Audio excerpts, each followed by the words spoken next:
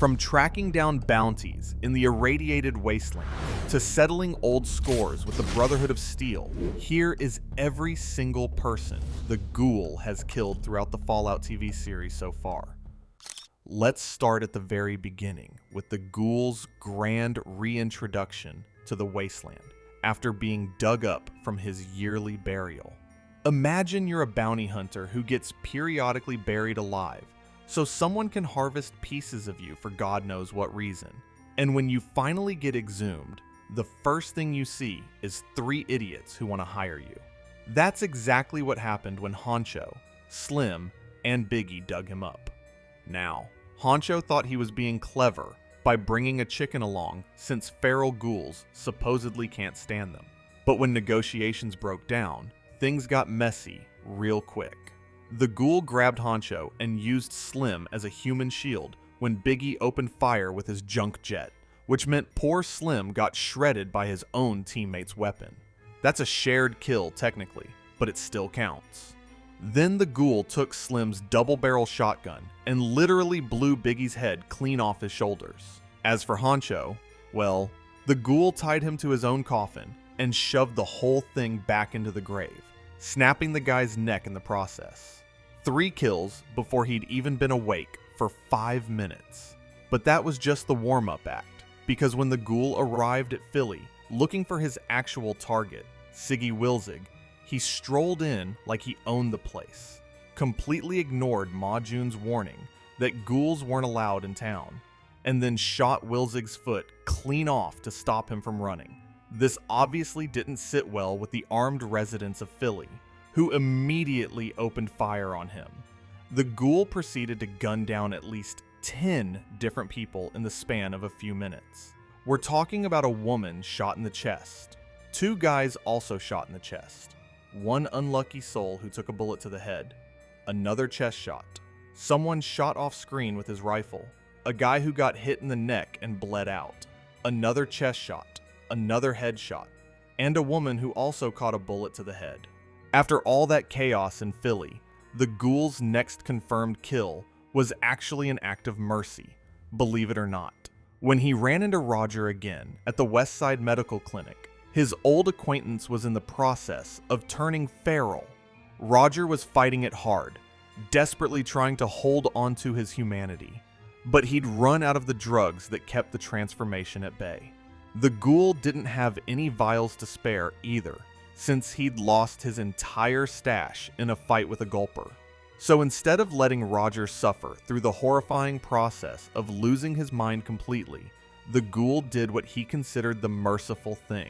He got Roger talking about the good old days, reminiscing about food from before the bombs dropped, and discussing Blamco mac and cheese, ice cream, and apple pie. Roger started to relax a bit, even began telling Lucy about his mother. And right in the middle of that sentence, the Ghoul shot him in the head. Then, because wasteland pragmatism is a hell of a thing, the Ghoul proceeded to cannibalize Roger's corpse for what he charmingly called ass jerky.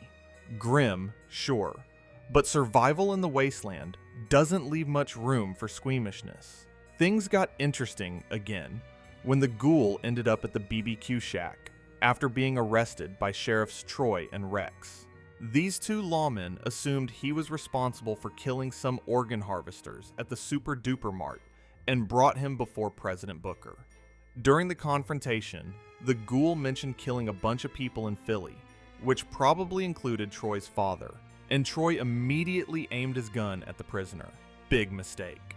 When everything went sideways, the Ghoul pushed Troy's gun away, causing Troy to accidentally shoot himself in both the chest and the crotch with his own revolver, which had to be an absolutely agonizing way to go.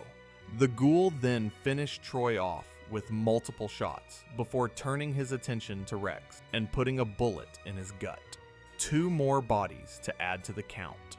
The violence continued when the Ghoul tracked down information about Moldaver's location. He found his way to Adam and Tommy's home, where he'd already killed their older son Rufus off-screen to get a blood-splattered letter that connected Tommy to helping the Enclave defector reach Moldaver. Adam begged his son to tell the Ghoul what he wanted to know, but Tommy was conflicted, clearly tired of his life scavenging in the desert. Eventually, Tommy revealed that Moldaver was at the observatory, but when the Ghoul asked if Tommy would really just let him walk away after what he did to Rufus, the answer became pretty clear. Tommy reached for a flintlock musket, and the Ghoul was faster, shooting him dead right there in front of his father. Cold-blooded, efficient, and absolutely in character for a man who's been surviving the wasteland for 2 centuries. Then came the big fight at Griffith Observatory, where the Ghoul went up against an entire squad of Brotherhood of Steel soldiers and absolutely demolished them. He infiltrated through a hidden back entrance, killed the lights to disorient Maximus's team, and then proceeded to expertly take them apart. 2 knights shot in the chest, 2 soldiers with headshots, 1 knight shot in the back of the neck, 2 more knights shot in the chest, 1 blown up with a grenade, and 1 whose head the Ghoul removed entirely off screen. 9 Brotherhood soldiers dead, all because the Ghoul knew every single weak point in their T-60 power armor from his time serving in the Marines before the war. The only survivor was Maximus, and that was more luck than anything else. Moving into Season 2, the Ghoul's killing spree continued in Novak when a group of Great Khans tried to hang him for supposedly terrorizing their tribe for generations.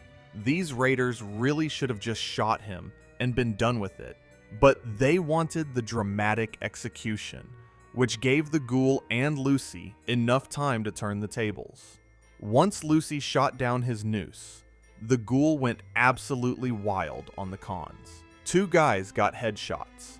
2 more caught shotgun blasts to the chest. 1 got pinned to the ground and blasted point blank. 1 woman had her head completely blown up by a grenade launcher. Another raider got his leg and lower body obliterated by the same weapon.